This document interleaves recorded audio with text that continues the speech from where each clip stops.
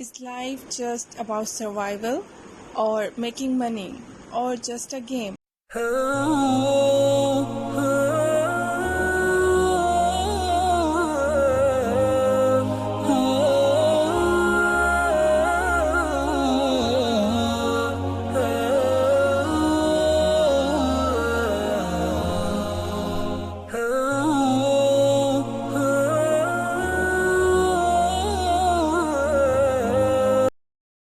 السلام علیکم ورحمۃ اللہ وبرکاتہ۔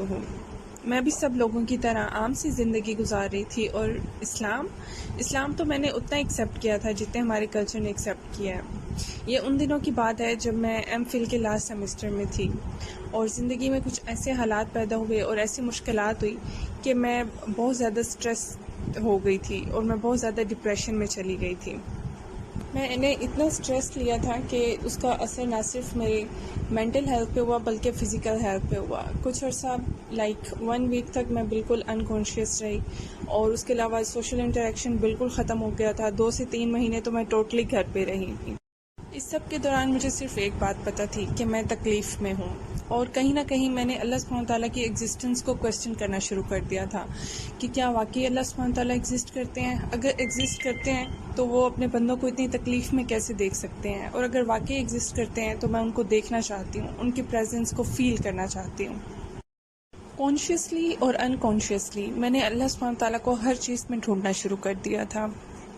میں نے موت کو بہت قریب سے دیکھا تھا، اور اتنے بڑے حادثے کے بعد میں یہ سوچنے پر مجبور ہو گئی تھی کہ میرا زندہ رہنے کا مقصد کیا ہے، اور what life wants from me, what Allah سبحانہ تعالیٰ وانٹس فرام می، اینڈ میں یہاں پہ کیوں ہوں، میں کیسے آئی ہوں، میں نے کہاں جانا ہے۔ یہ وہ سوالات تھے جو مجھے ہر وقت پریشان کرتے رہتے تھے۔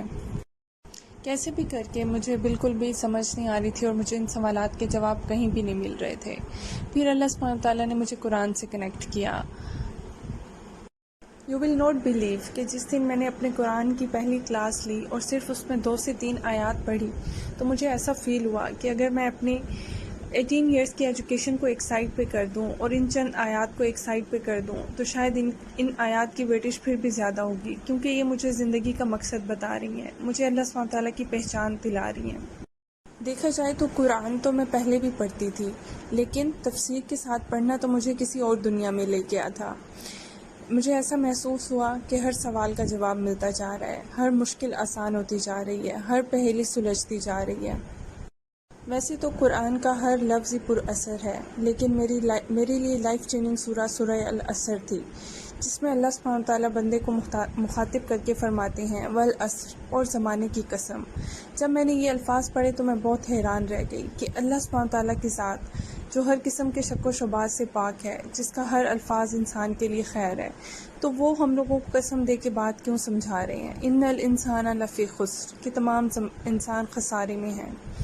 یہ میرے لیے ایک طرح سے بہت بڑی ریئلائزیشن تھی، اور فیکٹ تھا کہ تمام انسان خسارے میں کیسے ہو سکتے ہیں۔ میں سوچنے پر مجبور ہو گئی تھی، لیکن آگے اللہ سبحانہ تعالیٰ نے کچھ ایکسیپشن دی ہوئی تھی کہ جو لوگ یہ کام کریں گے تو وہ خسارے میں نہیں ہیں۔ الا الذین آمنوا وعملوا الصالحات وتواصوا بالحق وتواصوا بالصبر، کہ وہ لوگ جو ایمان لائے اور جنہوں نے نیک عمل کیے اور جو صبر اور حق کی تلقین کرتے رہے۔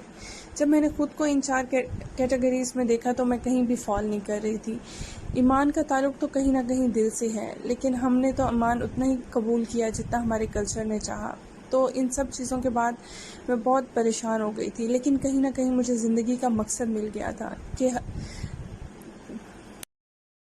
چھوٹے چھوٹے نیک عمل تو ہم کہیں نہ کہیں کرتے ہی رہتے ہیں، لیکن جہاں تک بات تھی حق اور صبر کی تلقین کی، تو یہاں پہ میں نے بہت کمی محسوس کی، تو اسی کو میں نے اپنی زندگی کا مقصد بنا لیا، کیونکہ this is something that gives me life. اور اس کے بارے میں ہی اللہ سبحانہ تعالیٰ نے سورہ انفال میں بھی فرمایا ہے کہ او ہو بلیوڈ رسپونڈ ٹو اللہ سبحانہ تعالیٰ and his messenger when he calls you towards which that gives you life.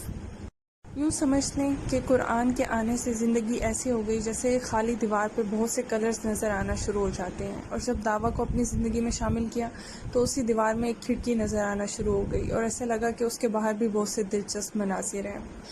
اللہ سبحانہ وتعالیٰ کی نشانیاں ہمارے ارد گرد ہر وقت موجود ہوتی ہیں، ضرورت صرف اس بات کی ہے ہم ان کو سمجھیں اور ان پر غور و فکر کر کے اپنی زندگی تبدیل کریں۔